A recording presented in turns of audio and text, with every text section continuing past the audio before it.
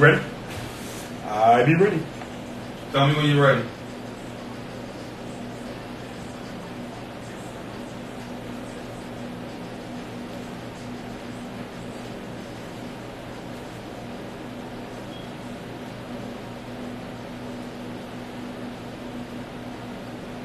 Good evening and good evening. We want to welcome everybody to the second half of the show. This is the part of the show where the information drops. It drops. Because the doctor is definitely in the house making his... I thought it was his fifth appearance, but I was just challenged and I was told that this is his fourth appearance here on Acres of Diamond. So without further ado, we got to bring to the mic the doctor himself, Dr. Umar Johnson. Peace and black power. Thanks for having me on the show, fellas. Hey, bro. Thank you, man. Thank you once again for coming and being with us. Yes, sir. There is so much buffoonery and stuff going on. And I know you're going to highly educate us this evening and give us all of the lowdown and the rundown on everything that you're working on. Let's start. I want to know your thoughts on the Netflix movie entitled When They See Us. I didn't watch it in its entirety yet, only because of time. I did see some glimpses of it. It appeared to be very well done. My reaction to it, like with most modern documentaries in the post-Obama era, I appreciate that it was done. It's very important that we pay sufficient attention to injustices, and I like the way these documentaries highlight those injustices. But if we're only going to do documentaries, just like marches, nothing will change, because the white power structure has once again grown arrogant, and it does not care if you protest it. It does not care if you march against it. It does not care if you produce a documentary about it. At the end of the day, what are we going to do? Sister Ava DuVernay, very talented sister. But on the political activism and agitation side, what are we doing besides making documentaries? It's no different than when we had the conversation, not us, but on another broadcast, we talked about the new Jim Crow and other books that do an excellent job discussing the problems and even pointing out some solutions, but where the authors of these books really haven't done anything on the streets or in the political chamber to affect change. So if all we're going to do is write about it, make a film about it, at the end of the day, it's going to be useless. But I thought it was a very well done documentary. Now, some might say that you're very critical and you're very hard on some of the black community, grassroots people that are out there doing something. Because somebody said that to me. They said you always have him on your show, and he's very critical of black folks that are doing something. I would respond by saying I'm not critical of black individuals or folks. I'm critical of the systems that we have in place. So we have a system where celebrities will finance documentaries, but we don't have a system to systematically combat the causes of the problems that give rise to the documentaries. In other words, if all the police have to worry about is a documentary on Michael Brown, if all the police have to worry about is a documentary on Trayvon Martin, if all the police have to worry about is a documentary on the Central Park 5, if that is all the white power structure has to fear from black America is a documentary, then they won't fear us at all. I go back to the Scottsboro Boys because in many respects, the Central Park 5 is a rendition of the Scottsboro Boys case from the 1930s, 1940s. But the difference is with the Scottsboro case, the NAACP and all the other organizations got involved and they decided to fight back, not just against the injustice against the Scottsboro Boys, but to try to change systematically the law that allowed them to even be illegally incarcerated, convicted, and sentenced to jail in the first place. I really don't see that here. The biggest difference between the Scottsboro Boys case and the Central Park 5, in my estimation, is that whereas the Scottsboro case was used to try to bring about a systematic change in the justice system, the Central Park 5 simply paid off the victims and sent them home. And that doesn't suffice for me because you can't take back the time that they spent. What, 4 of them got 6 to 7 years. Another one spent 13 years in a maximum security prison. No amount of money you pay me is going to undo that pain. And I think one of the narratives that Black America had better be careful about, and that is the narrative that says you can pay me after you abuse me. You can pay me after you exploit me. And if you pay me, I don't mind if you kill me, mass incarcerate me, or subject me to criminal injustice. I will accept it as long as I'm being paid. I don't like this new way of doing business with the criminal justice system, which is basically give me some money so I can shut up and go away. That's not how we used to deal with things before. We fought to change the system, not look for a paycheck. What should we do, man? We got to fight again. What should we do? Frederick Douglass said it best: if there is no struggle, there is no progress. Those who profess to favor freedom and deprecate agitation are like men who want crops without plowing up the ground. They want the rain, but not the thunder or the lightning. They want the ocean, but they're scared of the awful roar of the waters. Now, I want to point out something to you. Just before you came in, we mentioned that here in the city of Philadelphia, the weekend of Father's Day, there was 24 shootings. I believe there were 24 shootings here in the city of Philadelphia. 18 killings. 18. Philadelphia has suppressed Camden, Chicago, and the rate of homicides that have taken place here in this city that we call the city of brotherly love. Preposterous, unacceptable. Now, people as Black folks, we're very critical to say that, when we have the white officers that are killing Black folks, and this happens on the north, it happens all across this country. Why don't we see the uprise of when Pookie or Little Raheem or Jaja puts a gun and they kill another man? Because all these shootings that took place on Father's Day weekend, that bloody Sunday, that bloody weekend, I don't think that we had any police officers or white people that killed these Black people. This is black on black crime, but we don't hear a lot of our grassroots people talking about this. We don't hear our predominant Al Sharptons and those type of people. We don't hear them speaking about this. I'm going to push back. And I'm going to push back by saying that although no white man may have pulled that trigger, those guns were purchased from white people.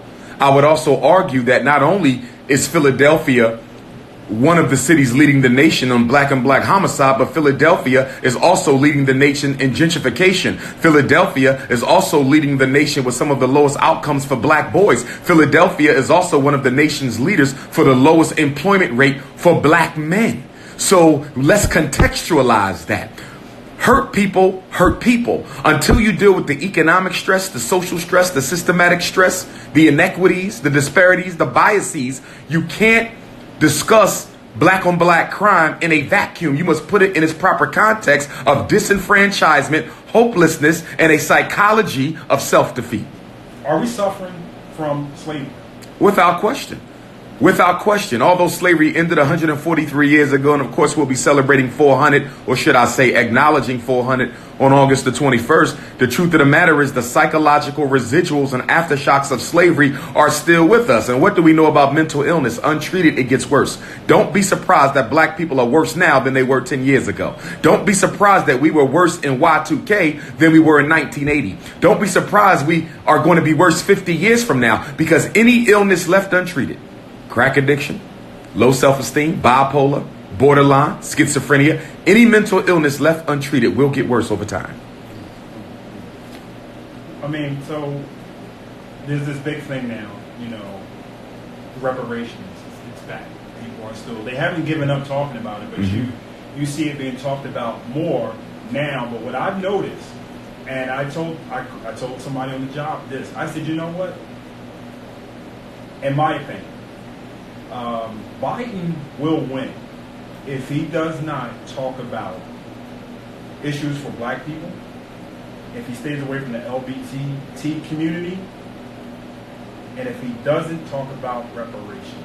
Because that group that we call that good old white boy group that will support him and may put him into office, if he tends to channel on the issues related to Black people, he will not have an opportunity to be the president of this country.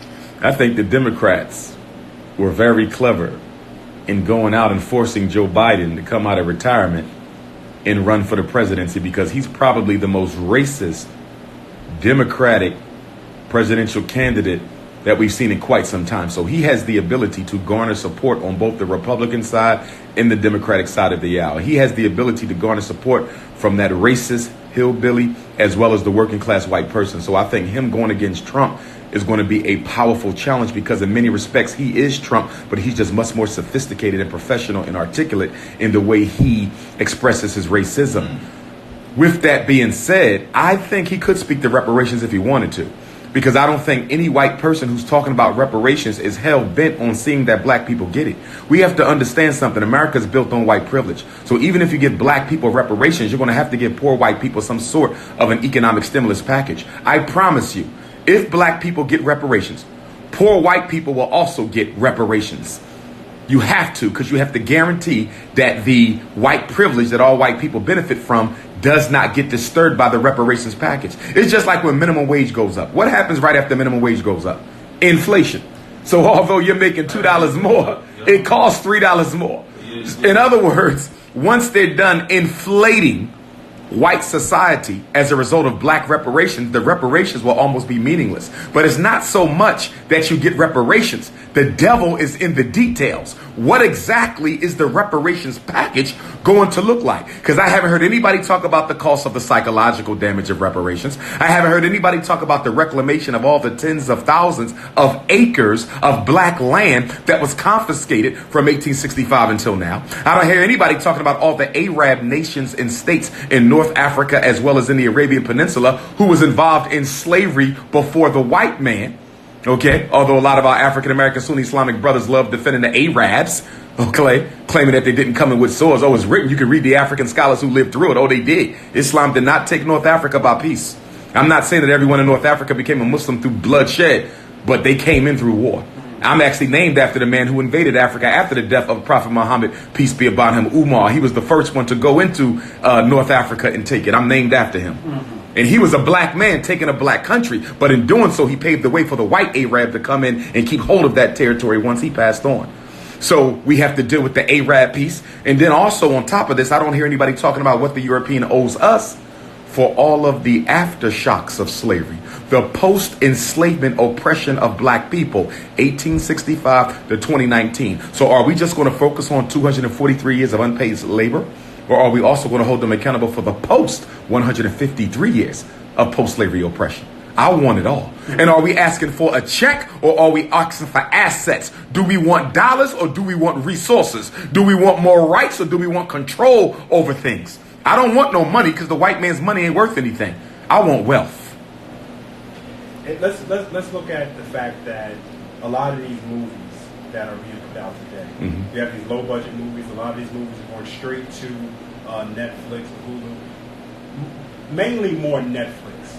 And I was listening to something today, and it was speaking about how you don't see the Denzel Washingtons, you don't see the I'm not going to say Oprah, but you don't see the Denzel Washingtons, the Will Smiths financing with the money that they have, and if they can blink and write a check, and it would not hurt their account whatsoever to fund movies that will shed better light on the society here for us as black people.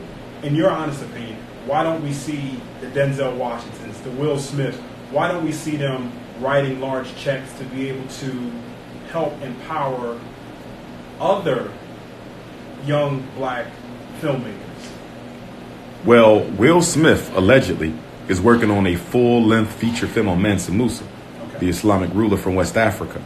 I don't know what Denzel is up to. I don't want to count them out yet. I would still give them time. I'm sure they do coon and tap dance from time to time, but you're talking about two men who are at the upper echelon of the movie industry. So they got to be very careful with the way that they work. But I would say this, not only them. When you look at most of our black film producers, okay, most of them steer clear of works that highlight the role of racism and its impact on black people. And they do that for two reasons. Number one, they don't want to isolate their white customers.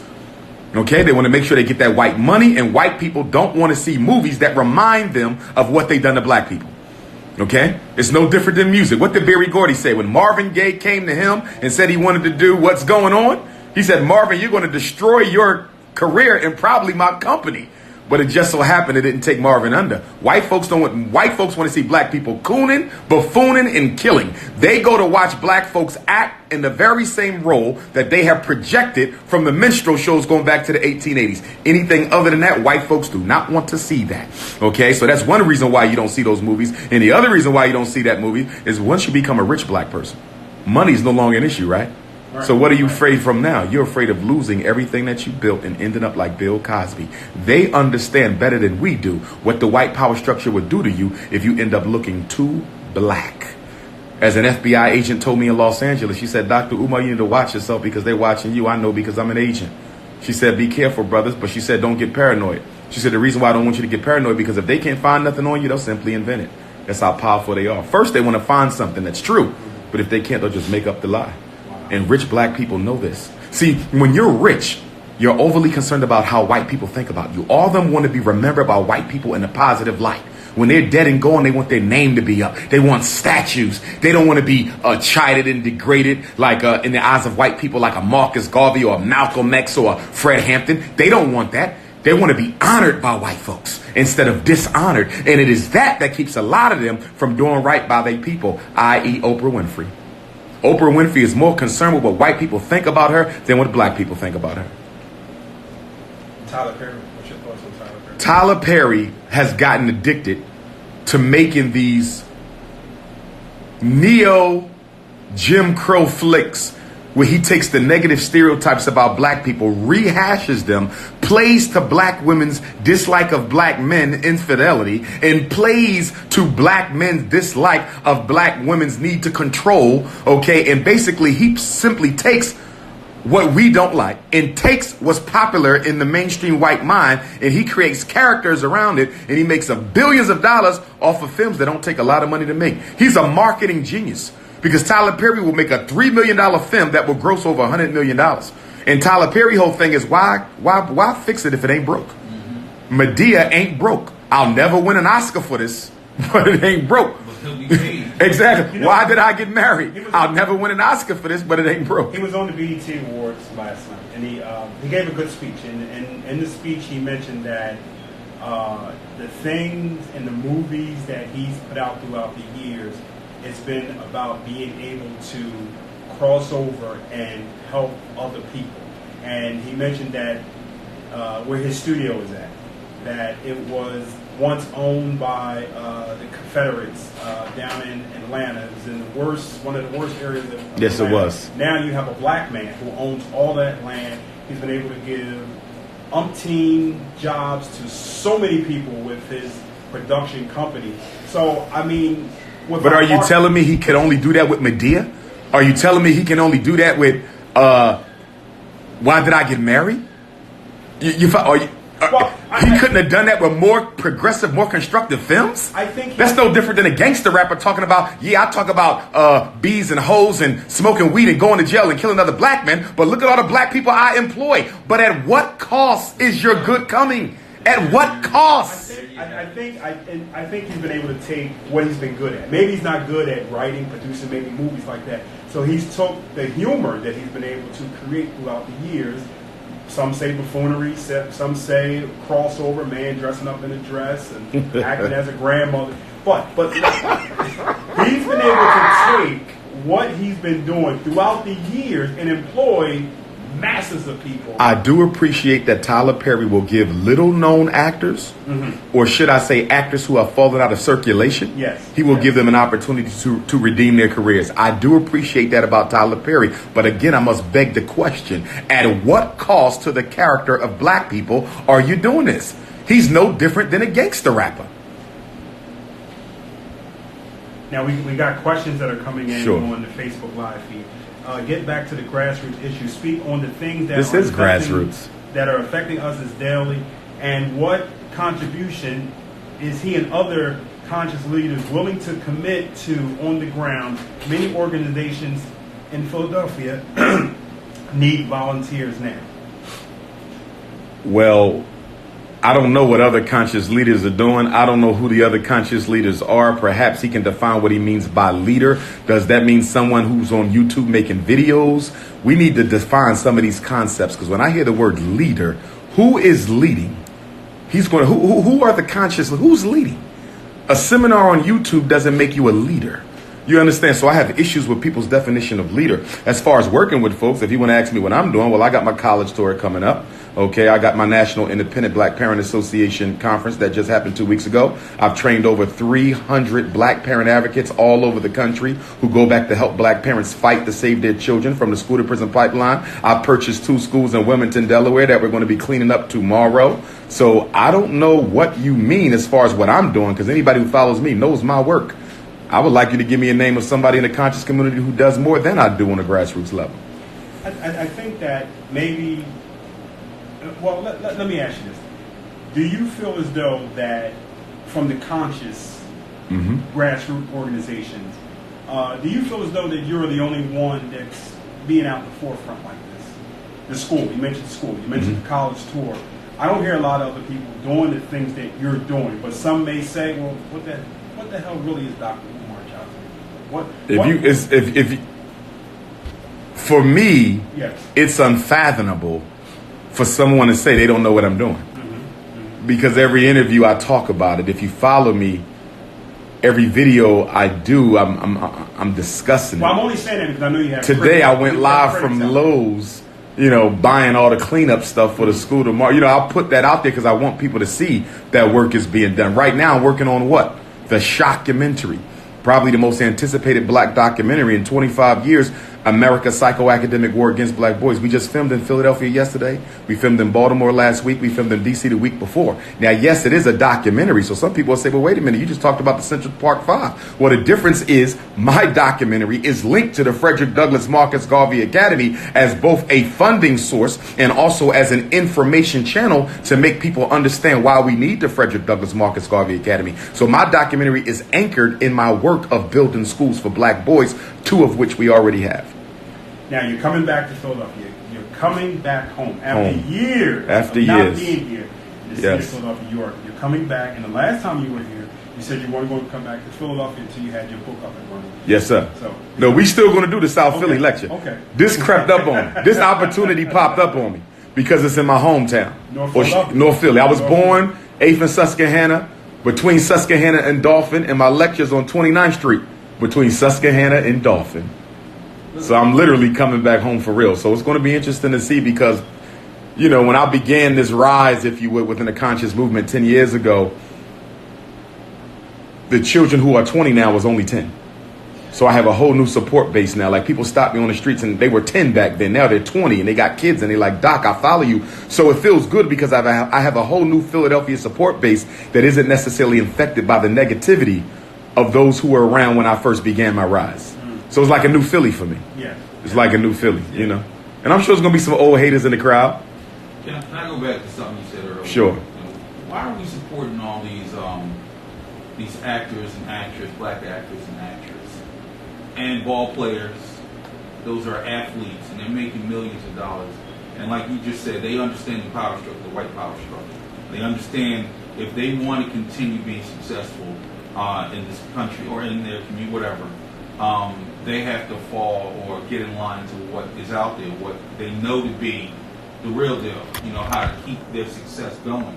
Regardless of if they're selling us junk and they're keeping the people that's trying to struggle or that are struggling, your people, African American people, keeping them at bay, so to speak. Why do we back them up? Why do we follow them? Why do we still look at Denzel Washington? Shaft just came out. Why do we look at movies like, all those characters on or those actors and actresses on it? Why do we still do it? The same reason we still go to church. Because we don't have alternatives and we don't believe that we can do any better. And on top of that, black people love to be distracted from their reality. What does the NBA provide you with? A ready distraction. What does hip hop provide you with? A ready distraction. Black people can't wait till the BET Awards come around because it is a distraction from everything else. One thing about us, it's one of our worst weaknesses. We are not interested in embracing reality as it is. One thing I love about Malcolm, Brother Malcolm, Al-Hajj Malik El-Shabazz, his message was so profoundly based on embracing your reality as it is. Dr. King embraced the reality as it was, but Dr. King was very good at projecting the new reality that he wanted to create. Malcolm wanted to make sure you fully embrace where you were at the time you were in it, and then we're going to rise up from there. And in the 60s, black people were more willing to accept where they were.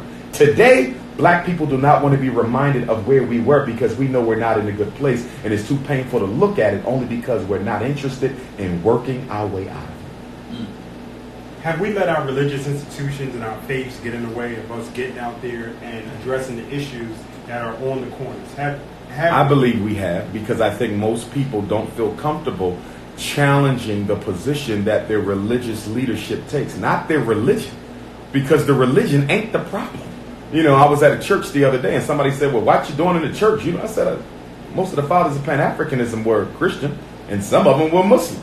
I go to church, mosque, it don't make a difference to me. Religion is not the issue, but certain religious personalities become the issue because they're not interested in taking up the banner of black liberation. That's the problem. Because I see that a lot, whereas though you don't see us moving out of our religious sanctuaries. We won't do it. We won't come out of the church. We won't come out of the mosque. We will sit back and criticize others that are out there doing the work, but we don't hear the imams. We don't hear the preachers on the regular addressing these issues. But if you take that there's a mosque on this corner, down the street you got 4 or 5 churches, but we all still got the same issue of opium. You got the drugs. You got... And that's because our religious leadership gives us a spiritual insurance card. And what is that spiritual insurance card? It's knowing that if I change nothing else, as long as I stick to my deen, as long as I stick to my faith, I'm going to heaven anyway. So why do I need to do the work if I'm guaranteed paradise? See, they don't talk about the need to create a paradise here, because I fervently believe everything I've read in the Quran. And of course, I was raised Muslim and I read the Quran and have read the Quran more than any other religious book. When I read it, I don't see it the way a lot of other Muslim brothers and sisters see it. I see it as an obligation for us to create a heaven on earth. Yes, there's a paradise somewhere else, but we're supposed to make a paradise here. That's why God said we made you the vicegerents on the earth. I've empowered you to make this a paradise. We're the only people in the world waiting to get paradise after we die. The Chinese got his now. Arab got his now. Europeans, you got paradise right now. You see the way they gentrifying Philadelphia? I was in Malcolm X Park yesterday interviewing a brother for my documentary. I had to stop. You know why? 2 white kids ran in front of me in Malcolm X Park. I ain't never seen no white kids in Malcolm X Park. They would have been caught dead in Malcolm X Park 30. What is white kids doing in Malcolm X Park? And guess what? Philadelphia leads the nation in gentrification. They have overtaken San Francisco as the fastest growing gentrification city in America and the most impactful gentrification city in America. Yes, Philadelphia is making history for all the wrong ways. Guess what? Philadelphia is also the most segregated city in America. It has overtaken Chicago. It is diverse, but residentially, it is the most segregated city in America. It's made history again because the new prison, SCI Phoenix, formerly Gradford, is the 2nd largest maximum security prison in America on the East Coast, and it is the most expensive prison in Pennsylvania's history, $400 million. But more than half of your city council persons look just like you. What are they doing? But everybody want me to run out on November 3rd or whatever date it is and cast a ballot. I got 5 questions. I got 5 questions. Just 5? Just 5. Just 5. Listen, the 5 major problems for black America are all on trial in Philadelphia because we magnify and manifest them more than any other place. What are the 5 biggest problems? Miseducation, mass incarceration, gentrification, police genocide, and access to wealth. Access to wealth, police genocide, gentrification, incarceration, miseducation. What is your program, city council candidates? What is your program to deal with any of the 5 demons? And if you can't deal with the 5 demons, I'm not voting for you. Well, I know you did. We think that's obvious. Or will be obvious. Oh, damn. We're going to go to the phone line. We have 2 calls. We've been waiting very patiently to talk to Dr. Umar Johnson. Good evening and welcome to the show. Yes, good evening. Welcome to the show. Good, man. How are you? I'm doing great, brother. I'm doing great. Peace and love, Black man.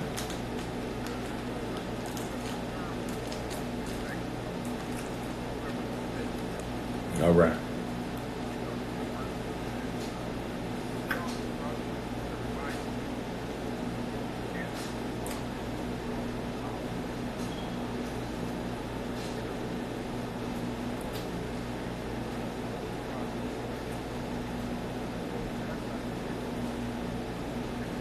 what evidence do you have to base the, not to cut you off, black man, what evidence do you have to, and this is just an intellectual challenge because you know I respect you, what evidence do you have to support your premise that the more we participate in the political process, the more we get for our community? What evidence do you have to support?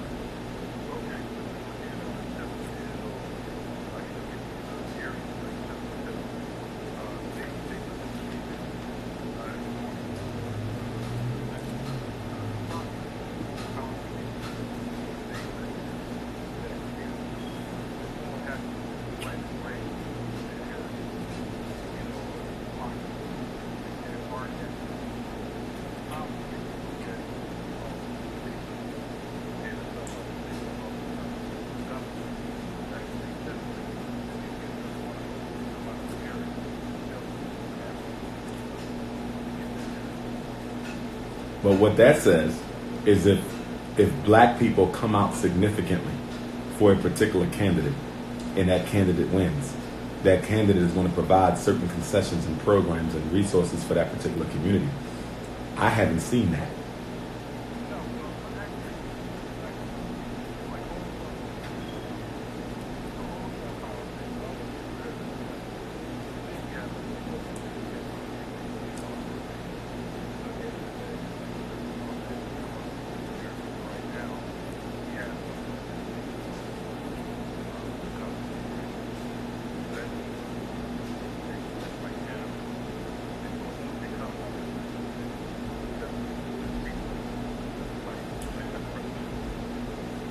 Right.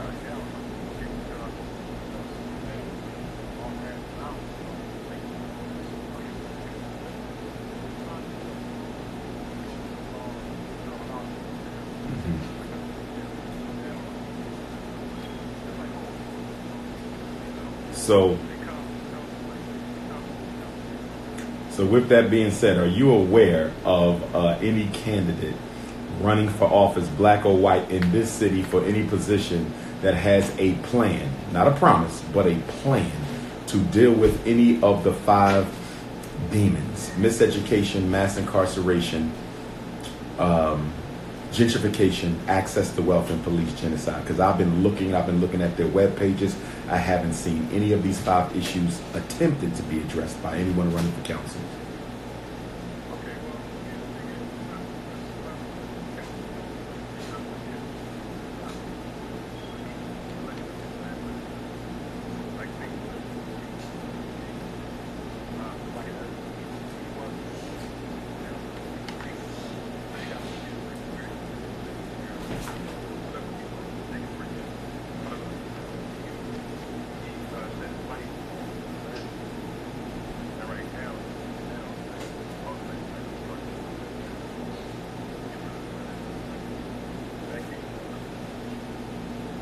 But that's not a primary issue, though, if you follow what I'm saying, black man.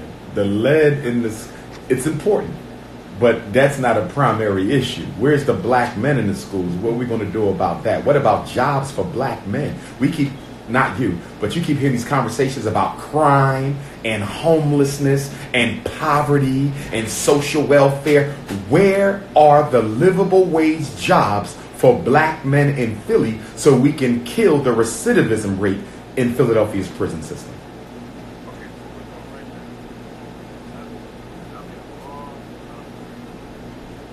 My hood.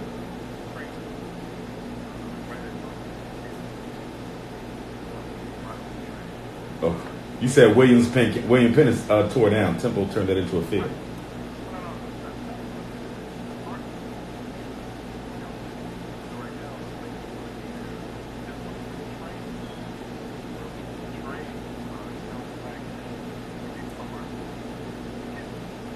And this is in partnership with Temple University, the university that has basically gentrified North Philly and pushed tens of thousands of poor blacks out their neighborhood.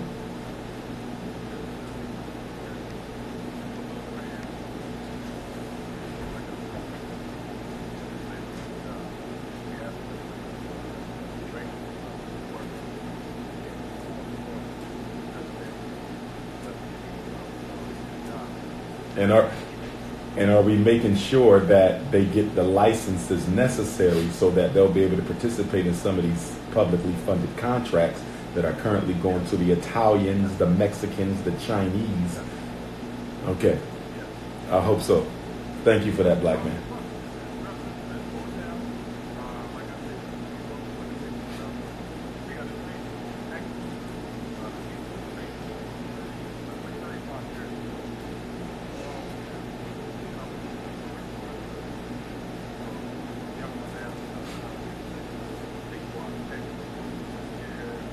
Okay.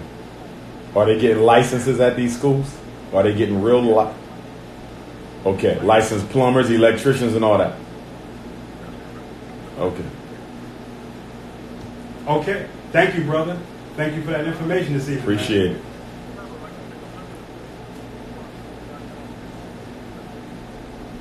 All right. Wait a second. Okay, let's go back to the phone. I mean, another caller has been waiting very evening. Stop. Has been waiting to talk to Dr. Umar Johnson. They going? Yeah. Okay. Telephone number to call us back, 215-490-9832. 215-490-9832. I want to go back to the violence that's taking place here in the city of Philadelphia. You know, Commissioner Ross, a few things about Commissioner Ross. You know, things that are taking place with the Philadelphia Police Department. You had the protest that was held, I believe it was last Friday, by Solomon Jones. Yeah. Solomon Jones. They Protesting what? To get those police officers off the force that were writing On their social network their pages. social pages about racial stuff. Yes. And what are they doing about that now? Because I saw that. What has happened? Well, they had a big mass rally one day. Then they Right. had another rally. at City Hall, and I was told the Action Network came out. I don't know if Al Sharpton was there, but What did the mayor do about the police responsible? they're off the streets. But they're still being paid.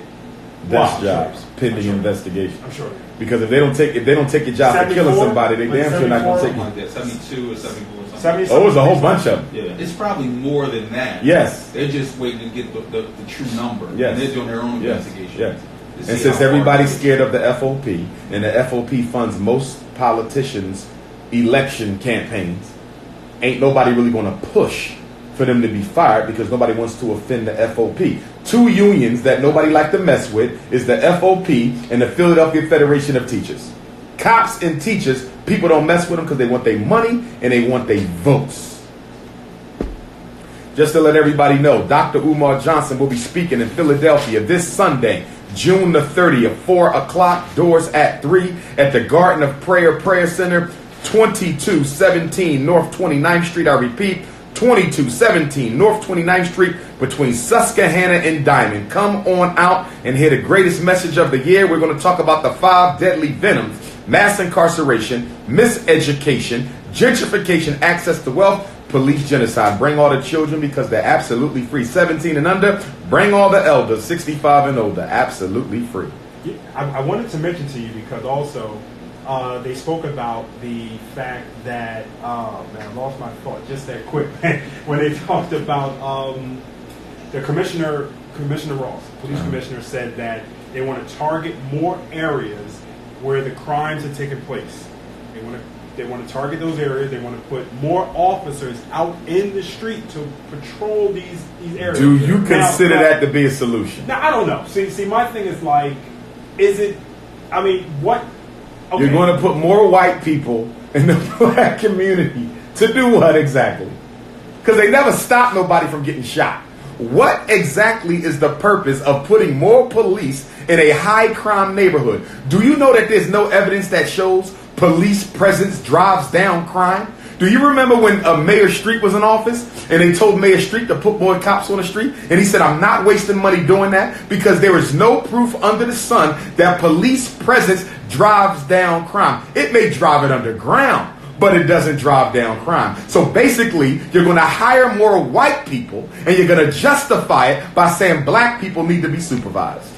They have turned the black community into a daycare center. There's a curfew out this summer too. Is it? So it's been.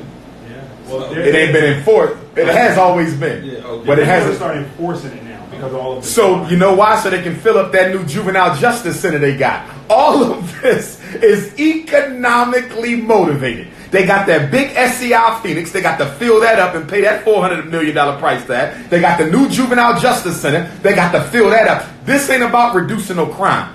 This is about meeting quotas and paying off bills for incarceration projects. We're going to go back to the phone line. I think I'm going to run for mayor. I think I'm going to run for mayor of Philadelphia. Prince Ifatunde for mayor. The flyers will be out Friday. I'm running for mayor.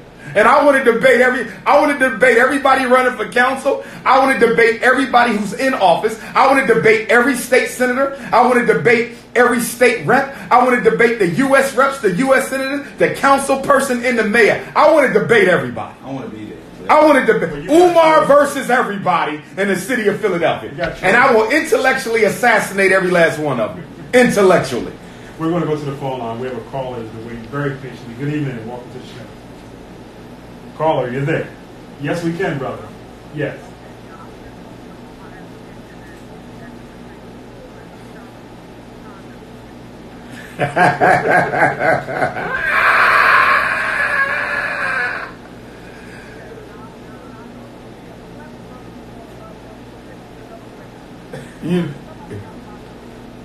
I heard that. Send that resume, black man. We need that. FDMG resume. I know who that is on the line. Who is it? Tell them who you are, brother.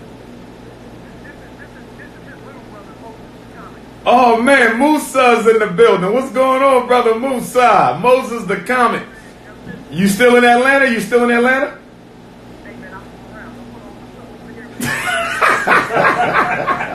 My bad, beloved. My bad. Good to hear your voice, man.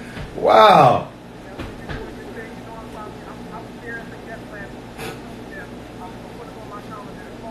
Yes, sir. You better cut it out.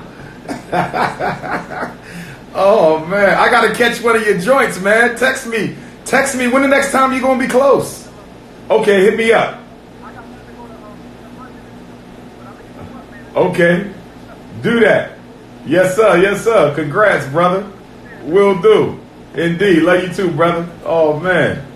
Good to hear him. He gave us a history lesson last week. We had him in here in the studio. He tore me and Troy up. He talked about the studio. He said we had no air. Wires all over. He's good, though. He's definitely funny. He got the talent. He was such a bad guy. He's very talented, though. Yes, he is. Yes, he is. Absolutely. We got love for him, man. And he's one of those. He's going to be the next Kevin Hart. Hey, man, he should be, man. All the work that he's Yeah. doing, man. Yeah. And his shows that he does, it uplifts the people. Yes, it does. You know, Yes, it it really does. does uplift the people. So this new program, this event that you have coming up on Yes, Sunday, sir. June the 30th, what made you choose that location? It came to me. Okay. A sister I know, she's an entertainer, a singer in the city. And I said, I've been looking for a venue to do an event for quite a while. And she said, okay, well, I need to put you in contact with a young pastor out there, Pastor Jackson. He's the new pastor there. He's taking over for a very famous pastor who was there before him. And he's trying to do a lot of positive things in the community with the youth and so forth. So he said, he opened up the doors and let me come in. And I thank Pastor Jackson for that because, my name comes with a lot of unnecessary controversy and caution. And that brother was still willing to go forward with it. And it was just a blessing and jewel for me to be given an opportunity to speak in my neighborhood. I've never spoken in my neighborhood, ever. So this will be the first time in my life I get to address our people in North Philly. But we want everybody to know it ain't just for North Philly. West Philly come out. South Philly, Southwest, Northeast, Darby, Yaden, Sharon Hill, Jersey, Delaware. Everybody come on out this Sunday, June 30th. 2217 North 29th Street. Dr. Umar Johnson will be in Philadelphia, and you can get your tickets at drumarjohnson.com or at the door. We do have some vending spots if you want to sell your things. Shoot me a text message, 215-989-9858, 215-989-9858. But most of all, tomorrow we're having cleanup day at the Frederick Douglass Marcus Garvey Academy. Anyone who wants to help us from 10 a.m. to 2 p.m., move some furniture, push some brooms, mop some floors, wash some windows. Come on out to the school, y'all. 10 to 2 tomorrow, Ifatunde Avenue, Dr. Papa Boulevard in Wilmington, Delaware. Cleanup day tomorrow. I got the dumpster dropped off today. I got all the cleaning stuff. 4 hours. We're going to have a lot of fun out in the sun. Bring some cold water. Bring some snacks. Bring some music. We're going to have fun getting the school ready tomorrow for the contractors. We got brother Bilal, who's in New York City. He wants to know, when are you coming through to New York City? Long Island, New York. The Prince of Pan-Africanism will be in Hempstead, Long Island, Sunday, July 14th, 3 p.m. inside of Morris Park. Again, Sunday, July 14th, 3 p.m. inside of Morris Park, but the event is from 1 until 7. It'll be my first time ever in Long Island, and I want to give a shout out to Charlotte, North Carolina. I will be in Charlotte, North Carolina for the first time since 2015. Next Saturday, July the 6th at the Carol Hoffner Center, 8 p.m., doors at 7, and then it's off to Ghana, July the 24th to August the 5th. We're going back to Ghana, year of return. Can't wait to get there, and I'll be speaking as part of the Emancipation Day celebrations at the Cape Coast Castle Slave Dungeon. Anybody want to go to Africa with me? It ain't too late. Just send me a text message, and I can put you in contact with Mother Sharifa, the travel agent, and we can get you on that Black Star Line airplane. What's the cost for that? $4,000, everything included, except your spending money. Now, the last time you were in Philadelphia, you were on Broad Street. Tiddly Temple with David Bannon, 2016. That was powerful, man. Yeah. Can we expect anything like we expect? Can we expect Hopefully, anything like we did before? Hopefully I'm better. Hopefully I'm getting better with age. You know, hopefully I'm getting better with Any age. type of performance is going to be there? Okay, the opening acts. Okay. You know what? I didn't plan on any opening acts, but if we got any Philadelphia talent that would like to open up on Sunday, give me a call. If you're a singer, spoken word artist, a poet, if you play the drums or an instrument, you're a comedian, clean comedy, because it is a church, feel free to get in contact with me, 215-989-9858 or drumarjohnson.com, and I'll put you on out there.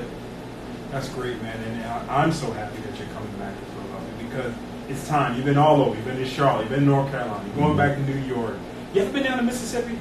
I don't get a lot of time in Mississippi. I've been to Jackson maybe 4 times. Moss Point maybe once. I need to spend more time in Mississippi, Arkansas, the Deep South don't get me enough, except Texas. Texas gets me pretty often. Really? Yeah, I would say my most frequented states or cities, obviously the big 4. Chicago, New York, Houston, Detroit, DC, Baltimore. They get me the most. But the Deep South, except for Texas, I need to spend more time there. The Carolinas, I used to spend a lot of time in the Carolinas. Of course, Charlotte next week. But I need more time in the Carolinas as well. That's great. You go to a lot of HBCUs? A lot of HBCUs. Did they invite you? Yeah, they invite me. But I tell you what's ironic, though. The HBCUs are more hesitant to allow me on campus than the white universities. It's amazing. You would think the black universities would be more open-armed. They're more paranoid. And the reason for that is they get their funding from white folks.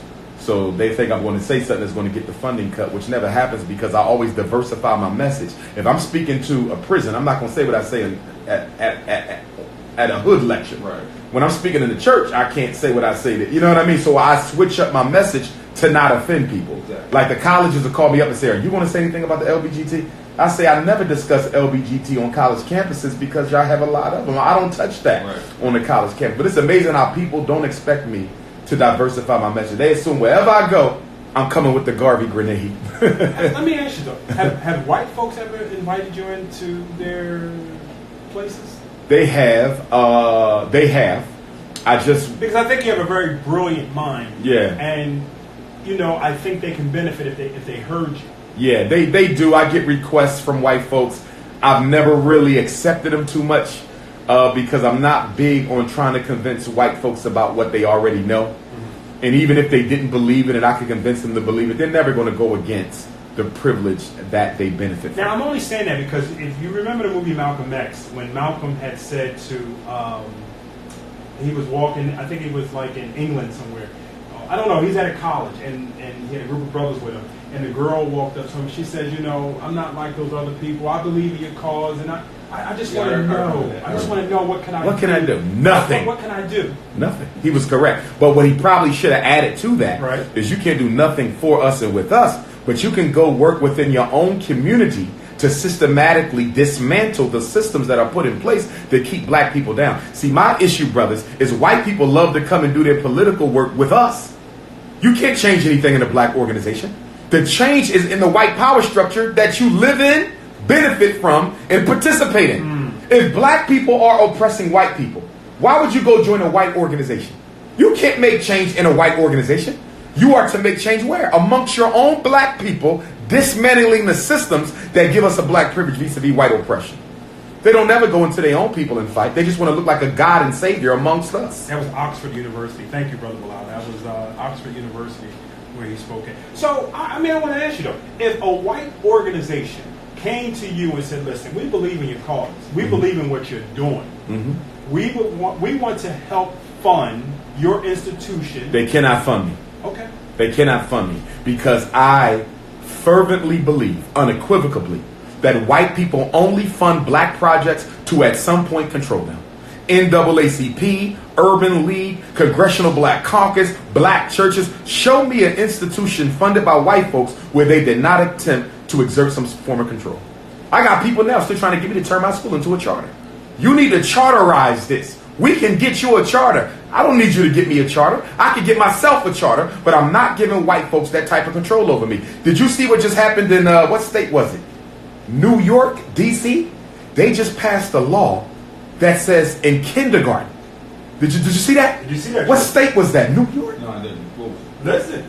In one of the states, they just passed the law, the state legislature, this week or last week, that in kindergarten, you must teach the kindergarten kids that there are 16 different genders, and they're supposed to learn all 16. Yes, brother. Yes. Kindergarten. The part of the curriculum is teaching them the 16 genders, because you know there's now 16 genders. No, I didn't. Yeah. I seen that on Facebook. I didn't know what the heck it was. You think they're going to come in my school with that?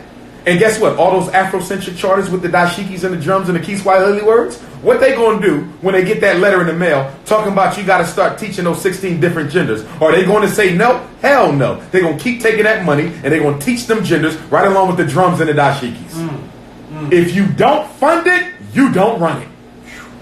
Let's go to the phone line. We have another caller that's waiting on the line before we wrap up this evening. Good evening and welcome to the show. You're on with Dr. Umar Johnson. Good evening. Good evening. Good evening. Are you there? Hello and welcome to the show. Good evening. Can you hear me? We can hear you loud and clear. Okay, this is Sister Mariah, and I wanted to speak to Dr.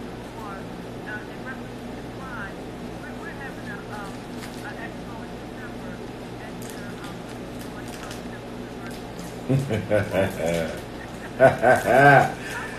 the I would love to come. Wow.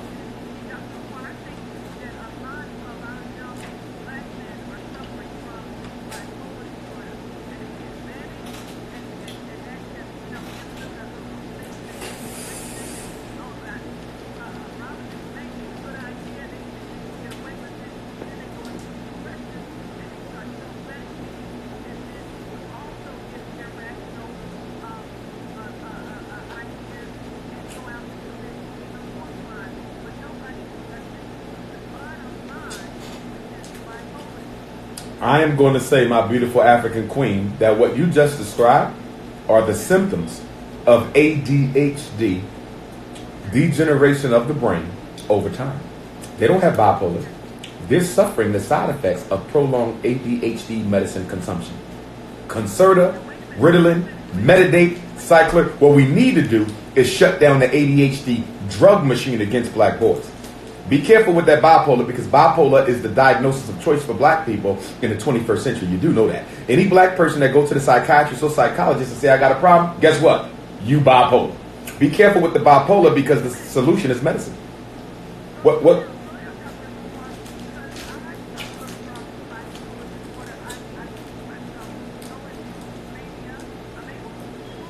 Right.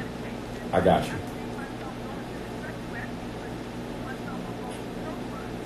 No, it exists. Bipolar is real. I just don't want us to approach the violence in our community as being a side effect of bipolar. Because number one, I don't think that's fully accurate. And number two, all that's going to do is set up a situation where Temple University and other institutions that don't give a damn about young black men are going to rush in with prescriptions and pills.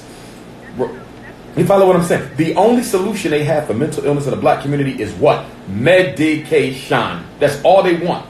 Medication.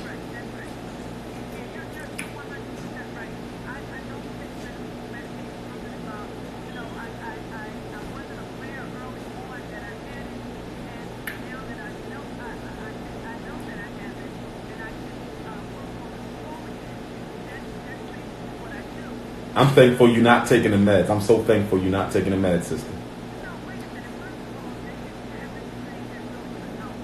Except my mom read the one thing really that helped me. Yes, ma'am. Yes, ma'am. Say I don't go into managing depression. I don't say I don't. Well, they, work with myself, like, Right. and calm it down, I remember when I was selling flowers in Philadelphia, my kids were so sick of flowers right now. I was like, oh, look where I get from it. $20,000 flower shine, Sister Ryan, we got to let you go. We got 2 other calls you're trying to squeeze in before Dr. Umar leaves out. Okay. Thank you, my Thank you.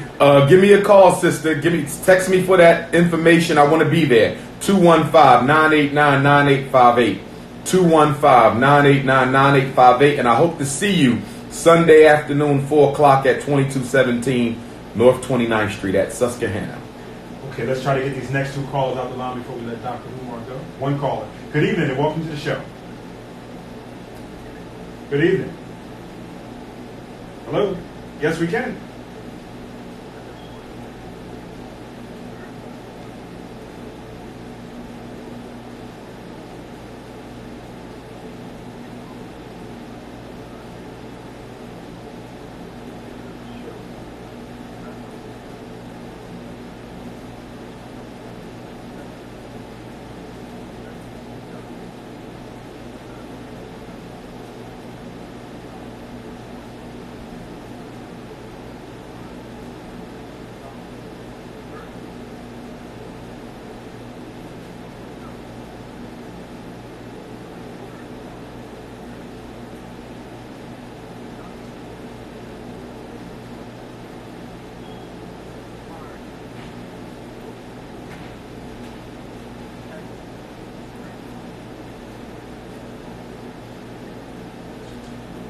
I'll give you 3 quick ones. Number 1, with the Frederick Douglass Marcus Garvey Academy, we're going to be able to prevent crime with every young man that comes to that school because they're going to be entrepreneurs and they're not going to have to suffer the debilitating effects of economic stress. So that's solution number 1. Solution number 2 goes to access to wealth. I want to start a black men's movement where we put pressure on the elected politicians and on big government and big business to redistribute the wealth, or at least give us access to the wealth so that we can employ our own. We can take half the brothers off the corner tomorrow if we had a livable wage job for them today. A lot of this is economically driven. For example, the single mother household. Up until 1970, most black homes in America had 2 parents running those households. You don't begin to see the rise of the single black mom until the 1980s. Why is that? Because in the 1970s, they made the black man economically irrelevant to the black woman and to his family. So we have to once again make the black man economically relevant. Give him some pride, give him some opportunity, give him a livable wage job, and we can begin to deal with all these problems. That's not a panacea for every ill, but nothing we do will work until we can put black men to work. I hope that answered your question, brother. Okay, he's gone. Yeah, he's All right, very quickly before you go, you got a minute, man.